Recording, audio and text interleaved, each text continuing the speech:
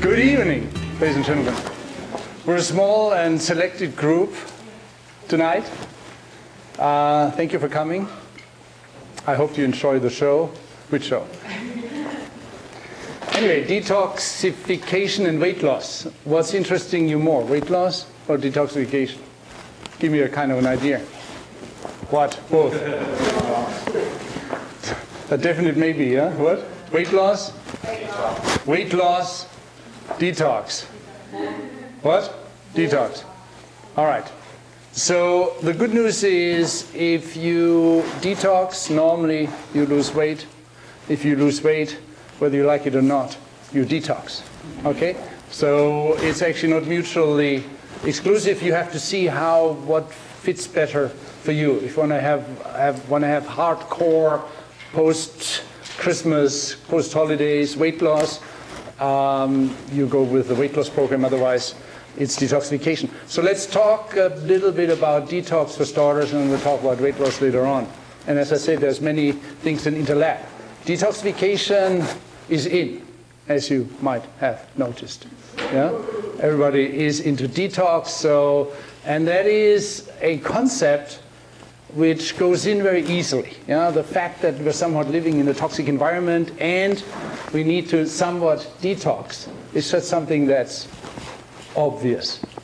Yeah? We don't have to kind of talk about that all too much. But from my perspective, that leads to quite funny scenarios. An elderly man who has lost massive weight and is extremely exhausted, comes in the office, wants to do a detox. You know, now obviously, why is he so exhausted? Why did he lose weight? You know, any endless list of potentialities, but I would not think about a detoxification in the first place. Do you see? Is he anemic? Does he have cancer? Is he malnourished? Does he have intestinal infection? Is his thyroid low? Is his adrenal exhausted? Okay? So you have to first obviously look at your medical situation. A detoxification is not a solution for everything. If you give someone who is undernourished, if you detox them, it's not going to go well, to say the least, obviously. Yeah? And there's scenarios over scenarios over scenarios. So, you know, not every fatigue means it's toxins. Not every ache and arthritis means it's toxins. You know, there's autoimmune diseases, all kinds of stuff. So you always need to know where you stand medically. You can't just do detoxification. I mean, you can if you're healthy and you do that regularly. There's no problem with that. But if you don't do it regularly, you should first get a medical workup. Okay, so detoxification is not necessarily for everybody. So often we have to build up people to get to the point where we can do then detoxification. Yeah, if your adrenals are low, if you're malnourished, if your thyroid is low, and for any other of many other scenarios, detoxification is not. Yeah, you have to build people up and nourish them, and in a certain way, the people who often are on this detox wagon are the ones that don't need it. Okay? So often people have to nourish and build up and not detoxify. Now, toxins in our environment are a multitude. If you're living the further east here out of town, Riverside is one of the highest environmental toxins, air pollution levels in the country. #1 in the United States. Why? Because they get the downwind from Los Angeles. Yeah? We are happy we're close to the coast. We only get the downwind from China. Yeah? And the reason, #1, of heavy metals in the air in California, mercury in the air in California is China. You get it? So the idea that we could somewhat pour toxins in our backyard and they will disappear there is an illusion. You know, the world is not only growing together in terms of global and internet and wiring and what have you, it also grows together in terms of the toxins and the negative aspects of that thing. Yeah, so China, with all this coal burning and so on, produces heavy metals. That's a side effect of coal burning, other toxins, and they go with the wind around the earth. Yeah? Fukushima, to some diluted degree, will end up circling around the globe.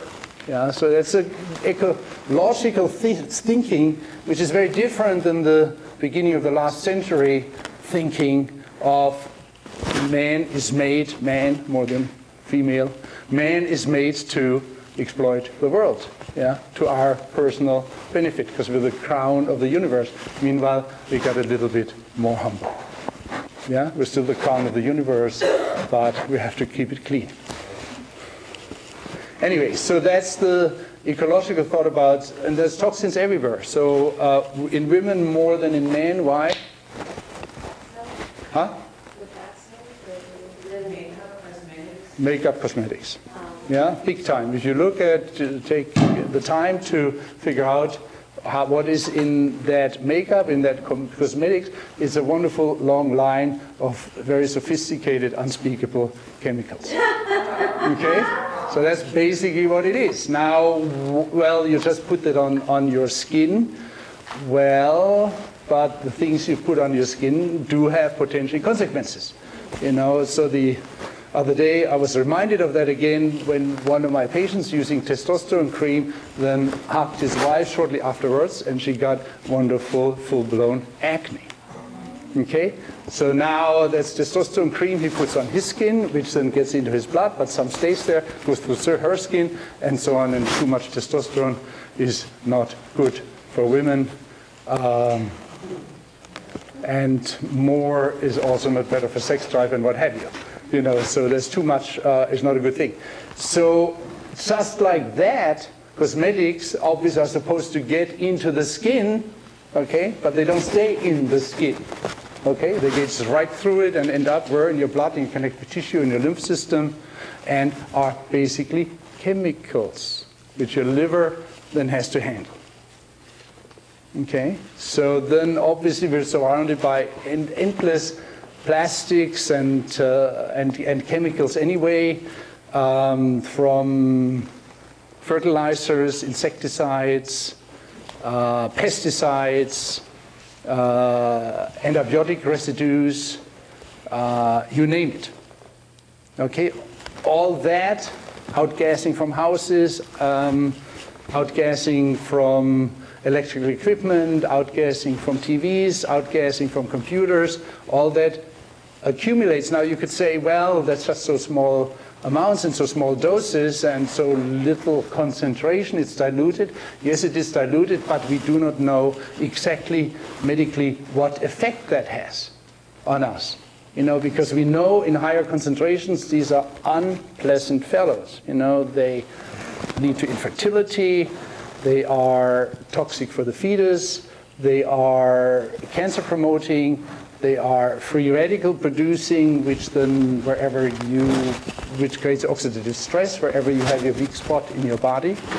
Yeah, and it causes you to ache and to be tired and not to be at optimal health. That's at high doses.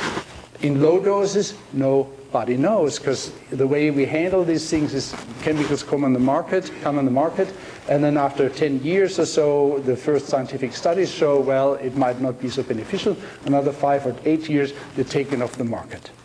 Okay? Meanwhile, we all have these things in us. The DDT, which was banned in America many, many years ago, is still in our connective tissue, in our fat cells. Now, after all these years, because this stuff, once it's in the body, has a very, very slow half-life. Okay, that means it comes in, but it doesn't get out. The more overweight you are, the better a reservoir of these things you have. And often the detox reaction you experience when you lose weight, that you get tired or get headachy or get a little bit nauseous potentially, often is due to the release of these toxins. Because if you melt your fat cells down, these toxins will be released. They go into the blood circulation, go into the lymph system.